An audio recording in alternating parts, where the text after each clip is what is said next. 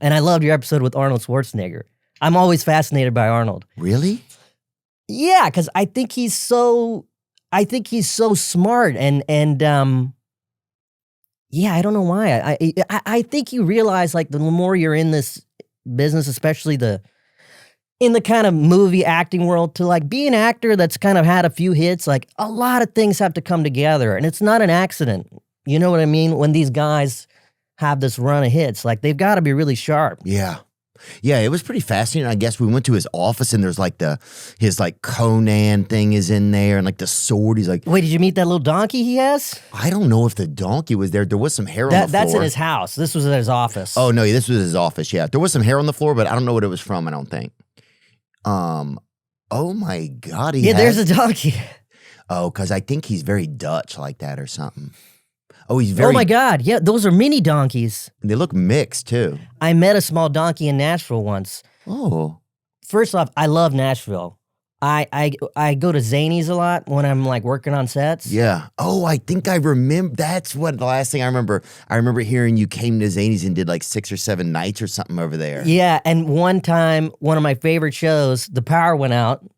And I had to do the show, like the power went out and we were like, what do we do? And the staff there was amazing. They like immediately brought candles out and I was like yelling my set. And then some guy like brought like a speaker and a microphone. It was incredible. Oh, dude, I think it was an article or something about that I even remember. I remember seeing a picture about that or at least just hearing about it like in local lore, you know? One thing about Nashville is, dude, it's a very small city. Like it's small. It's like people, something happens, you hear about it. It's not like, it just feels like a huge town. Like how long you lived here? A really big town. I lived here for, I think, almost 4 years. Where were you before? The pandemic, I was in LA. Oh, okay. Yeah, and I moved directly from there because during the pandemic, I remember seeing like Kid Rock's bar, you know, and people are having a blast there. And meanwhile, like my landlord is like making us wear hazmat suits to go get our fucking mail and shit because everybody's all paranoid and shit out there. And I was like, fuck this shit. I gotta fucking go, you know? I've always loved Nashville. I did a series for Netflix and we filmed an episode here and I always come here for stand-up. I did the Ryman. I'd never done the Ryman. I'd always done some other theater. And I did the Ryman on this tour that a few months ago. And that's one of the best places I've ever performed. Yeah. Yeah, there's that thing. That was it. Yes, isn't that so crazy? Yeah. A Power Outage Force comedian Aziz Ansari finished his set in the dark Monday night, dude. That was cool. That was like one of those cool moments. That was fun. But when I was here for that trip, to get back to the donkeys, my wife, she's Danish and she loves donkeys. And there was some fair here. And they had miniature donkeys. Oh, beautiful. And we sought them out and we said what's up to him. One of them, his name was Roger, and he was born October 4th, so Roger 10-4.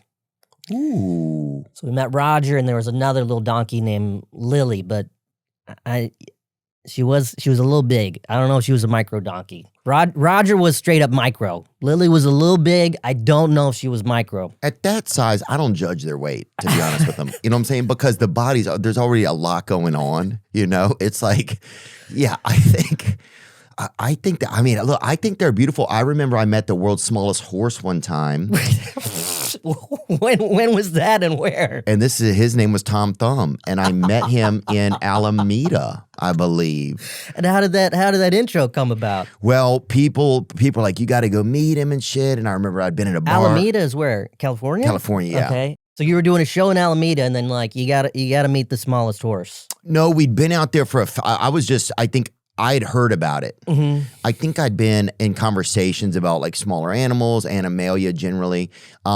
The world's the one I met was Tom Thumb, and if you can also look up separately on Perplexity here, if you can just look up Theo Von Tom Thumb. I did a post on it. It was pretty fascinating. What's Perplexity? Perplexity is like a different AI. It does for me. I like it because it's it can help me like edit and pull clips out of things. Like you can put something in it and it'll be like what clips do you like in this? What do you suggest? That sort of thing. Oh, well. So it's kind of like, it's like an AI, you know? It's far beyond my...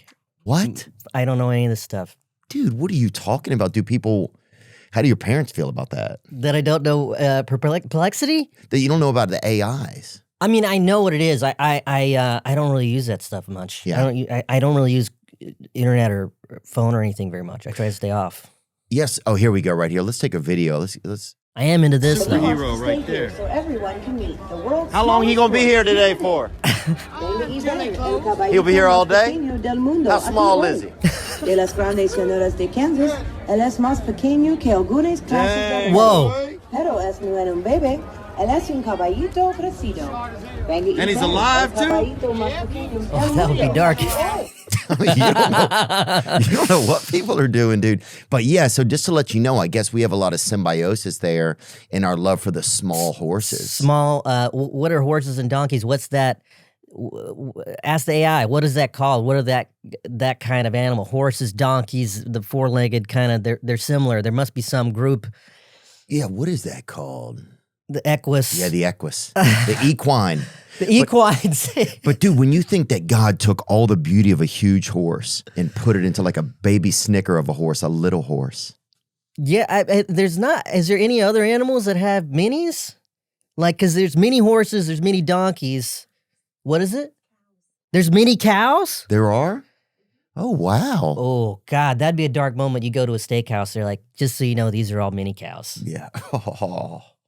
Yeah, it's still. That's too dark. I'd have a little.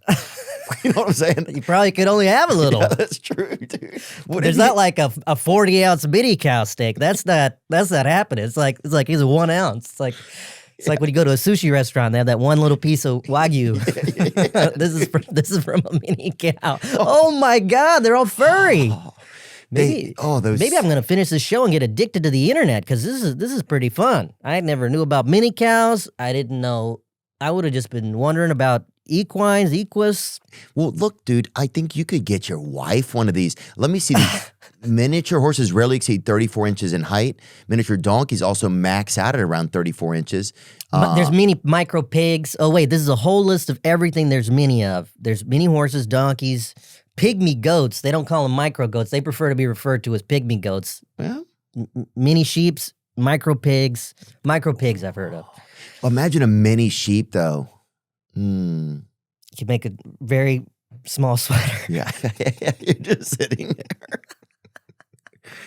Oh, dude, we got to get some of these animals. But, dude, when I was a kid, they only had big dogs, and then the dogs started getting littler. A lot of this, I think, is crossbreeding and inbreeding. You know, I grew up in a kind of not an inbreeding district, but I grew up in certainly the stray animal belt and the inbreeding belt, kind of like they run across some of the same plains in America. Okay. And we would see a lot of, people start getting smaller over time in the area and that's when you knew okay, people need to start walking farther or driving farther for sex, because you just knew the inbreeding was heating up. You knew the kettle was getting a little warm, when somebody'd have a baby and they could just put it on a key ring or whatever, it was like, that thing's too small,